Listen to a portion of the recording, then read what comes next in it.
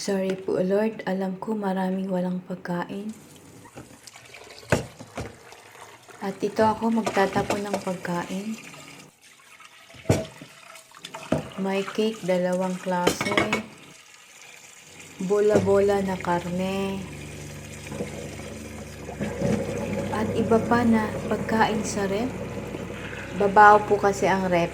Wala naman nakakain po nito. Iwas po sila sa matamis, lalo na din po ako. Iwas sila sa carbo, lalo na din po ako. Sorry po talaga, patawad. Ito ang hirap sa kukunti lang ang family member.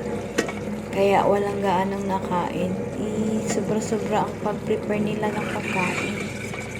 Pag may bisita, ang dami-daming piniprepare na pagkain. Hindi nga maubos-ubos kasi may mga dala-dala pa yung mga bisita.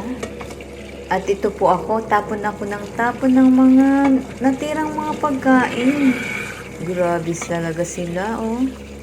Kung sa Pinas ito, ubos na ito. Kasi ipamimigay natin to. Sayang talaga. Anong magagawa ko nito? Alam nga naman, ako ang umubos nito. Grabe. Nakakakonsensyang magtapon, kaya lang anong magagawa ko? Nandyan na eh. Ayan oh. May pay pa. Grabe talaga.